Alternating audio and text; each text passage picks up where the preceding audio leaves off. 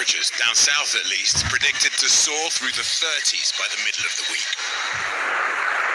Wildfires in southwest France, eastern Spain, and Thessaloniki, Greece. Decades ago, these scenes of Armageddon across Europe were notable. Now they're normal. Already this year, an estimated 4,000 additional deaths across Europe, and we're still a month away from high summer. I saw the fire the moment it started. We thought it could be brought under control, but it escalated. How climate breakdown is escalating. What a warming world needs is agreement on net zero, but divisions between politicians show few signs of cooling down.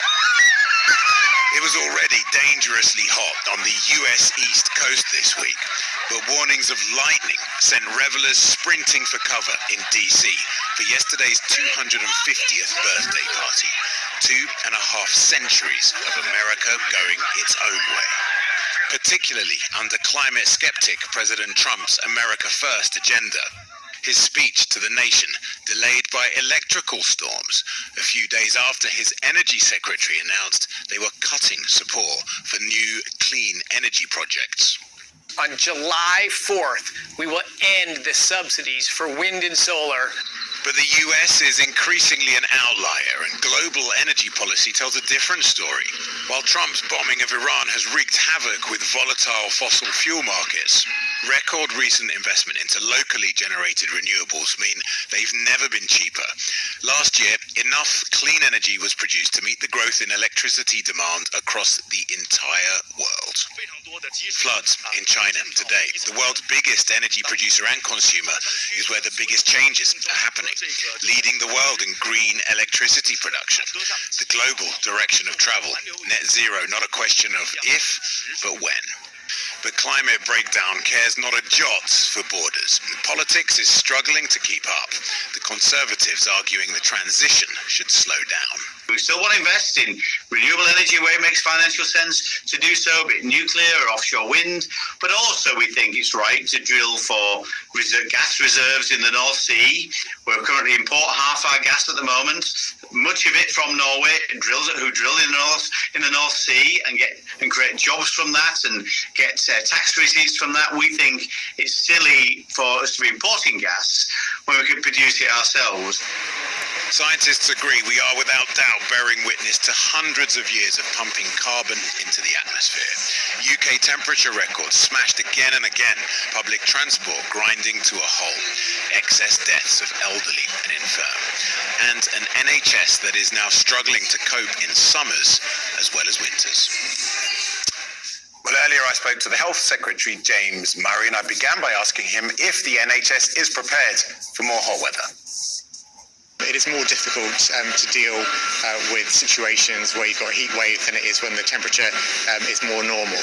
And I'm getting updated constantly about what's happening in the NHS. I've got a number of meetings over the next few days to check that performance is being maintained during the heat wave and that we're doing everything we can to keep the service running as it should be. There's no doubt that heat waves do create difficulties, but the NHS is resilient and will make sure that people get the service they need.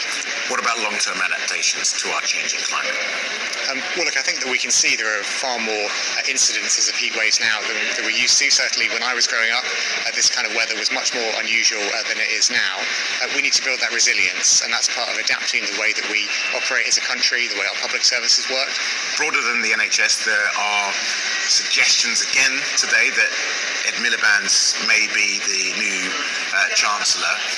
Is his net zero approach going to be consistent with an Andy Burnham growth agenda?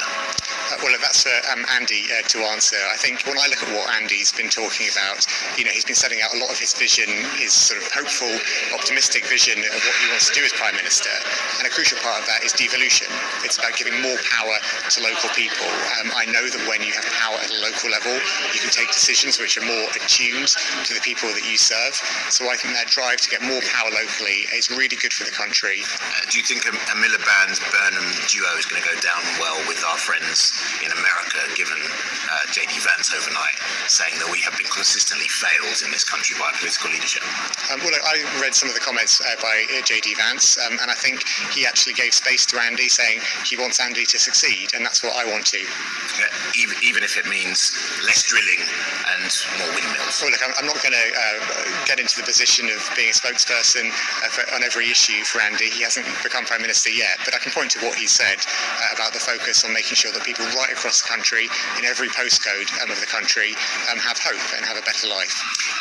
Big story you'll have seen in the news today, more money donations to Nigel Farage, this time from somebody with a conviction. Would you like to see the parliamentary inquiry that's already there into donations extended to this matter?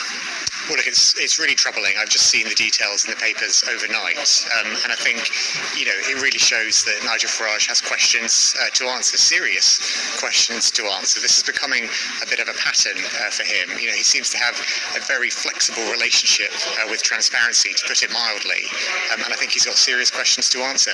So you want to talk about using AI in the NHS. Why do we need this? Well, the investment that we're making in technology in the NHS is really critical to improving the experience for all of us as patients across the country. One of the technologies that we're rolling out is AI note-taking. Now, that sounds like a small thing, but actually it can have a really big impact, because when we trialled it, it shows that you can save a clinician about 47 minutes a day, because rather than them sitting in front of their computer typing away, there's an automatic AI note-taker. They can then use that time to help see more patients, which improves the service they give to patients and means the NHS is in a stronger position. So this technological investment is really important for the future of the NHS. Does it mean more big US tech companies in the NHS by the back door?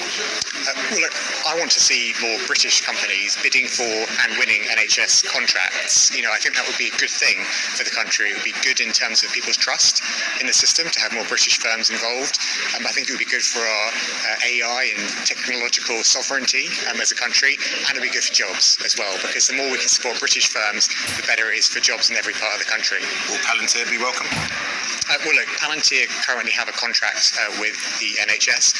That's undergoing a review at the moment, ahead of a break clause moment next year. But more broadly, I want to see more British firms bidding for and winning NHS contracts. Mr. Murray, thank you very much. Thank you.